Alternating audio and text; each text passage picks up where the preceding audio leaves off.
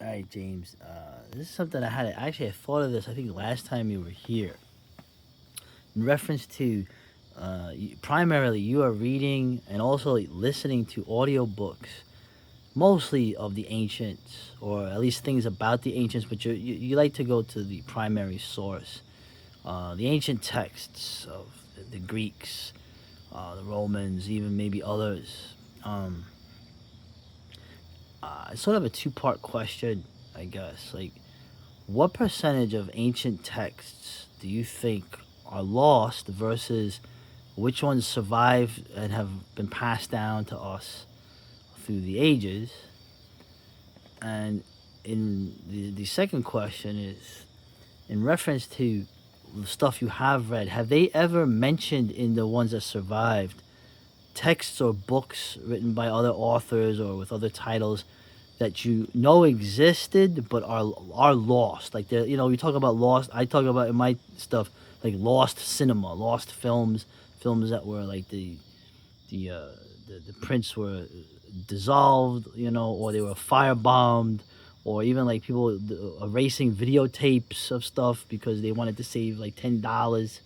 Uh, the same idea in the ancient world of just like lost texts, but that we know exist because they're mentioned. I can't even think of the ones that we never know about. But what are your thoughts on this? Uh, in the History of the Decline and Fall of the Roman Empire by Edward Gibbon, he discusses this question actually in the final book. I think 7 chapters from the end. I think it's like the 66th chapter.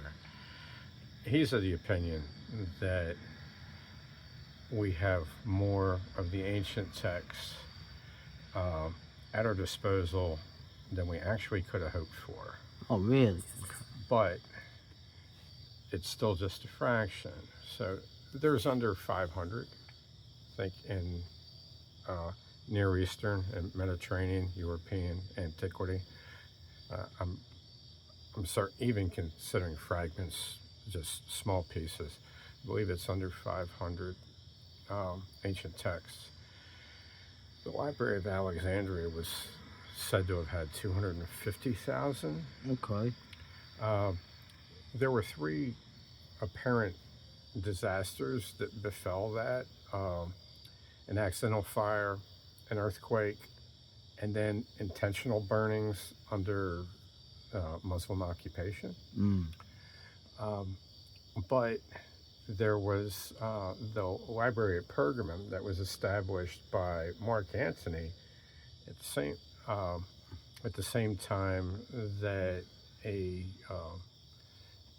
an athletic union was established nearby in Sardis in Asia Minor, what's now Turkey. That was said to have had about 140,000 titles, and that when there was the accidental burning of the Library at Alexandria, which wouldn't have been total, uh, with what his buddy Caesar kicked off, he supplied, he restocked the Library of Alexandria. Mm. There was various um, cases of libraries being moved ahead of the Islamic conquest. Uh, it's not known what happened to the Athenian library. It's thought that it went to Constantinople, and from there, part of it was removed to Vienna. Some of the ancient books, and they would have been copies, might still be in Constantinople or have been copied in Constantinople, because we don't have evidence of wholesale destruction after the conquest in 1453. The people tend to focus on the destruction of these ancient books. But if you think about the media that our stuff is preserved on right now, floppy disks that I used to write on, none of that stuff is retrievable now, 25 years later. Discs Right. that I used to write on, my webmaster told me that they have like a 5 to 20 year life. So all this magnetic stuff that we have, all we have to do is stop copying it, Right. and it goes away. It was the same thing with the ancient manuscripts. The stuff is either on papyrus or it's on vellum sheepskin. Mm. If you do not copy it on a regular basis, it is going to go away. Probably in terms of numbers of documents extant, what we have the most of, and a lot of it has not even been read or translated, is cuneiform tablets in ancient Mesopotamia and Right. Syria, because the stuff literally was baked. Yeah. And I think there's even a case of a bunch of tablets that were not yet baked that did get baked when the city they were stored in got burned. So even in the destruction of the civilization, Right. it was preserved, but not so with the perishable media. So the best point to think of is once you have a declining civilization, and Oswald Spengler makes this case in the Decline of the West, you will have the archon of Athens, who is essentially the person, and you can forget about the huge library in Alexandria, that's all going to turn to dust. The archon of Athens, the mayor, is going to be tasked with deciding what gets copied. So many of your skilled copyists are going to be involved in government. Every time an emperor gets murdered, almost all of them gets murdered, a lot of his bureaucratic staff just gets murdered just because. Yeah. Right. So and you have more decadence, you have less people willing to study the arts, and you have fewer and fewer people that are even going to be able to copy things. So this person is going to have the burden of deciding what gets copied and what doesn't get copied. And Gibbons of the opinion that that burden would have resulted in a bottleneck that would prefer quality. So he was optimistic that most of the best stuff would have been preserved. Oh boy. But Oh, boy. Spangler was a little bit more cynical. Yeah, That go. you're going to have somebody that might have an ideological axe to grind Yeah, gatekeep. with people from the past. And probably both of these things went on. I would, as far as what can be recalled of authors that are now forgotten, I would do another video on that. Okay. But I would give you one example. The oral traditions are more reliable than written traditions. There was a written account of Martin Frobisher's third voyage to the Arctic looking for the Northwest Passage from England to China. And it was published almost immediately.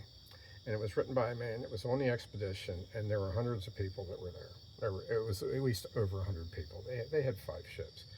There were disasters in every one of his 3 expeditions. Yeah. A lot of it had to do with the fact that the Englishmen were basically addicted to mistreating newly contacted people on first contact. You know, the first order of business is to abduct somebody. So that causes some friction. They end up kidnapping some Eskimos, and the Eskimos retaliate by kidnapping 5 of their men, and they hold them hostage. A letter is sent to their men that's supposed to be given to them. They never see these guys again. No. Okay. Now, 300 years later, this is in 1578. Oh, damn. In the 1800s, an old Eskimo woman is interviewed by men who are then seeking the Northwest Passage again, which is eventually found, although it's not exploited until the technology to have steel ships that are icebreakers. Right. This old Eskimo woman tells a story that her grandfather told her about when the foreigners came. And when the foreigners came, they abducted some of their people. They accused the Eskimos of stealing, and they took some of their people hostage until the stolen things were brought back. So the Eskimos abducted 5 men. She got the number right, 5 men. Mm. that was written in a document from 300 years earlier, Wow. almost exactly 300 years earlier in England. And she describes that the men eventually, after Frobisher leaves, the Eskimos felt sorry for these guys, so they let them go. And the men went back to the workshop that Frobisher had set up for repairing and building new boats. They built themselves a boat out of the scraps that were left behind, and they sailed off. And the Eskimos wished them well, Oh but wow. then the bodies came floating back. They had hit an iceberg or something like Oh. that, so they kind of felt bad about it. So everything that could be corroborated from the written account from the same year Right. is identical. So this is how things like the Iliad and the Odyssey are put together over there's hundreds of years of oral tradition that are repeated accurately, Accurately. and eventually it's written down. Once it's written down, the living memory starts to die. Yeah. People quickly get Uh, it's like now nobody can fight because we have guns. right. It's So like, yeah. people just get bad at exercising their memory compared to people before writing. So that's the big dilemma that writing sets you up for, is that you're going to end up losing your traditions once they're committed to writing. Right, that's So, the irony of it. It's like when Spengler talks about like becoming. Once it becomes like once, I think culture becomes a civilization. Once it crystallizes into a civilization, then the clock ticks towards its doom. right, that's Right. when that's in. As soon as you stop Yeah. growing, you start dying. Yeah, that's and it's funny too. If I remember, and I'll wrap this up because we'll do the next vid of like the titles that you know of that are lost forever. Um, the I remember, he's of course Spengler is very cynical, very Teutonic, very optimism is cowardice.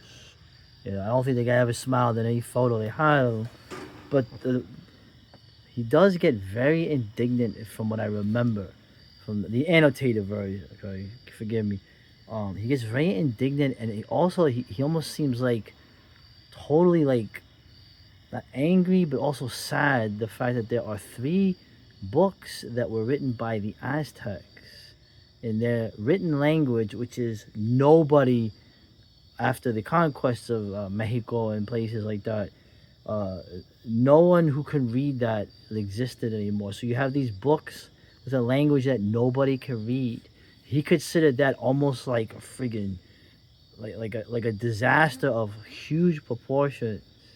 I thought that was interesting. One of them is the Dresden Codex, and the there was only a handful of books. I think it's the Mayans, three Mayan books that survived the massive book burnings by the priests and the friars, which kind of ironically named, I guess, in retrospect when you're talking about that.